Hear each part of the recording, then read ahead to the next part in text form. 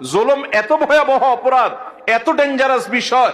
মানুষ হয়ে যদি আপনি কারোর প্রতি জুলুম করেন, কারোর প্রতি অবিচার করেন, কারোর প্রতি অত্যাচার করেন, আপনি নিশ্চিত থাকেন আপনি যত ইবাদত বন্দেগী করেন, জালিম এবং অত্যাচারীর অত্যাচার অবিচারের বিচার হওয়া ছাড়া আল্লাহ তাআলা একটি কদম কিয়ামতের ময়দানের সামনে যেতে দিবেন না।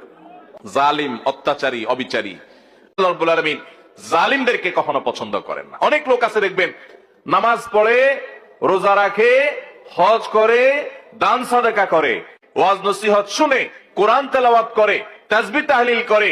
অনেক মহিলারা, মা বোনরা আছেন, তারা পর্দা পুশিদাও করে, কিন্তু আবার অন্যের প্রতি জুলুমও করে।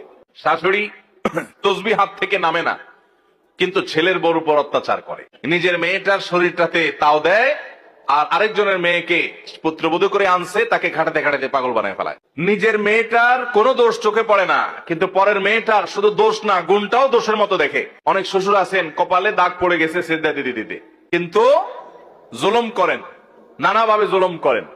জমিতে যখন তিনি চাষাবাদ করতে যান, আরেকজনের আইল ঠেলেন, জমি বাড়ান। অনেক ভাইরা আছি আমরা, দুর্বল পেলে, গরিব মানুষ পেলে তাদের